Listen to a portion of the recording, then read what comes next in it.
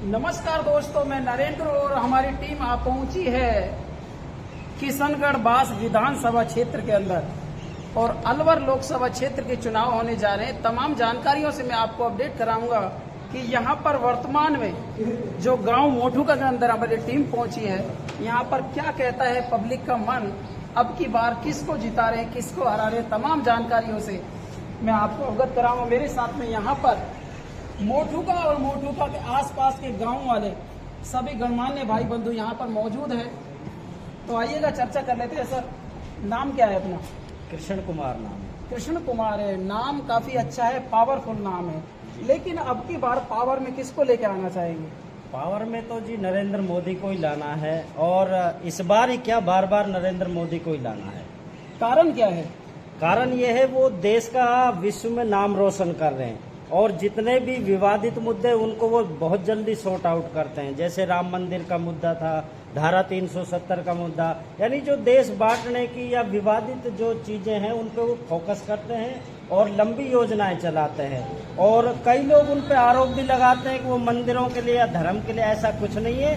मंदिर, राम मंदिर बनाने से पहले उन्होंने 8 करोड़ तो गैस सिलेंडर बांटे महिलाओं के। जो माता बहनें आंखों में आंसू, धूल मिट्टी में और धुआं में मरती थी, उनको फ्री सिलेंडर दिए उन्होंने। घर घर शौचालय दिए।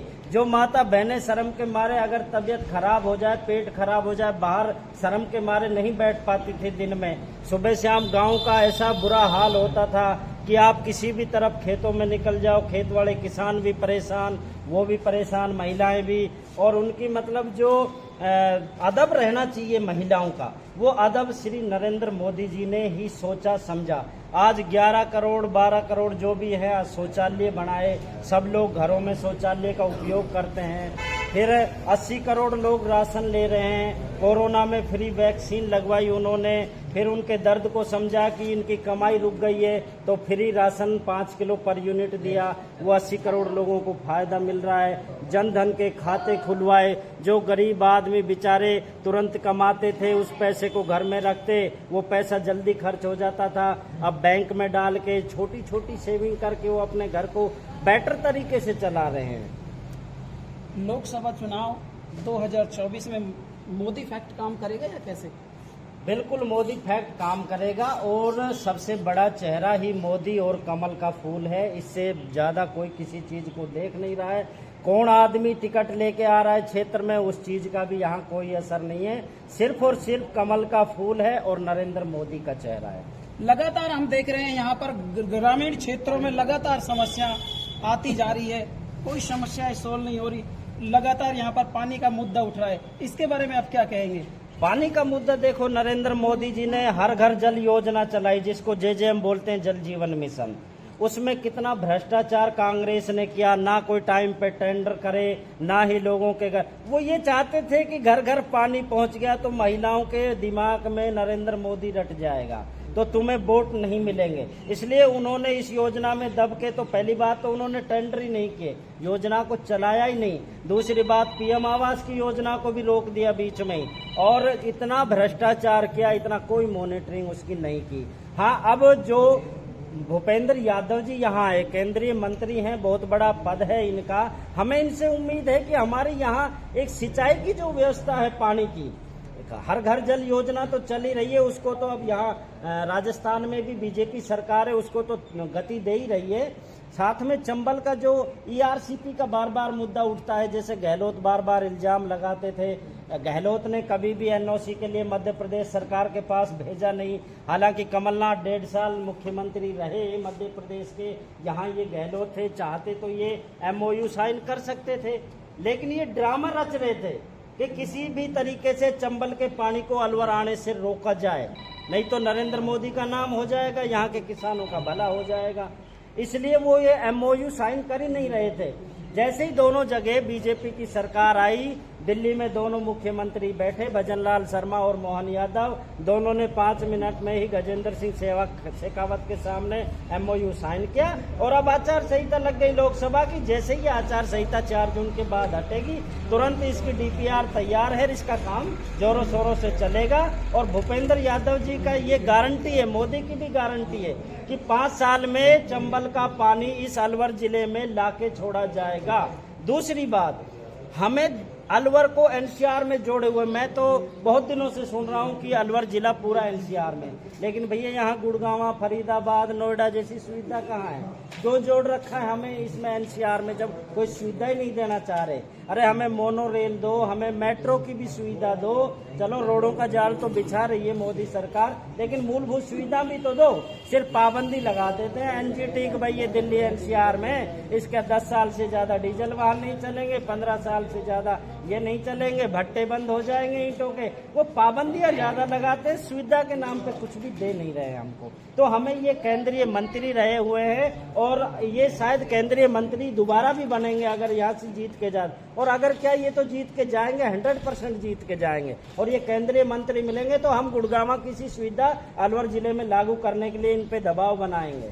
लगातार क्षेत्र में एक नारा ट्रेंड कर रहा है जी, बाहरी और स्थानीय का, क्या कहना चाहेंगे? अभी देखो थोड़ी देर पहले मंत्री जी ने भी कहा एक प्रेस वाले को, शायद आप लोगों को ही, ये अजमेर में पैदा हुए। यूँ तो हम भी यहाँ के मूल निवासी नहीं है, हम भी महेंद्रगढ़ से आके, हमारे दादाजी आए थे, उन्होंने जमीन ली थी। ये कुछ नहीं है, हरियाणा राजस्थान का अलवर जिला ये तो मिले हुए ही समझो।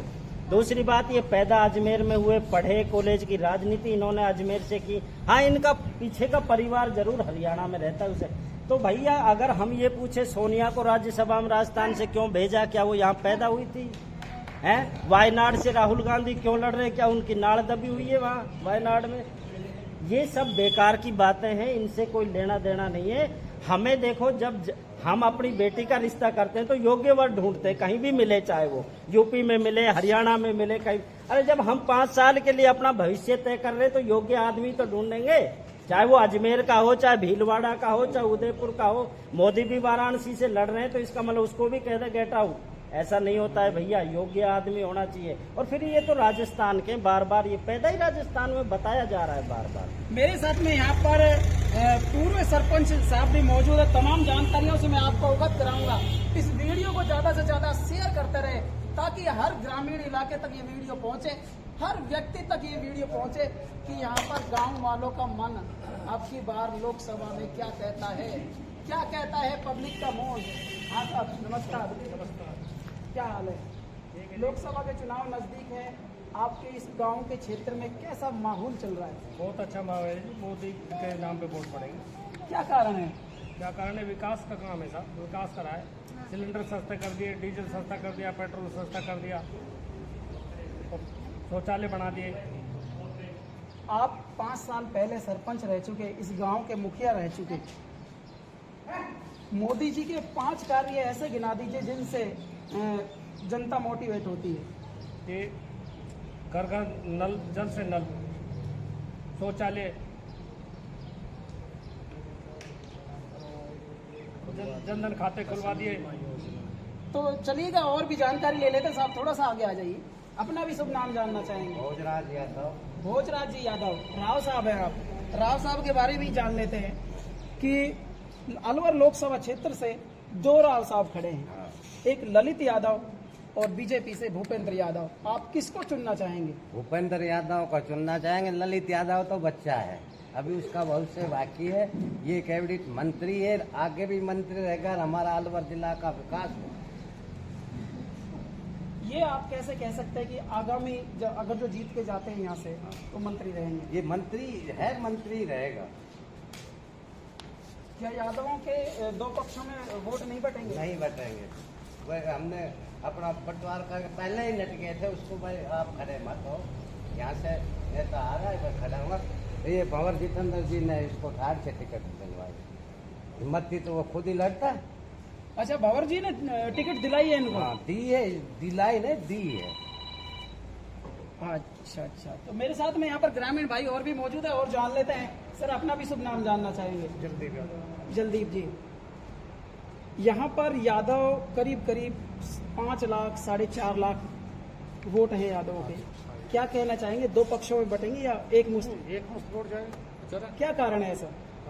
मोदी की लहर है, मोदी की गारंटी है, मोदी देश का आज विश्व में नाम है। मोदी की गारंटी को किस तरह समझते हैं आप? मोदी की आज गारंटी है, किसान निधि योजना, सिलेंडर योजना, शौचालय योजना, सारी सुविधा कर रहा है, ठीक है ना। फिर ये कुछ सटीक जो कहता है वो ही करता है, जो कहता है वो ही करता है। मेरे साथ में यहाँ पर युवा वर्ग भी मौजूद है, उनसे यहाँ पर युवा वर्ग मौजूद है, उनसे भी जान लेते हैं कि अब की बार क्या कहता है इस ग्रामीण क्षेत्र का मन, किसको करते हैं सपोर्ट।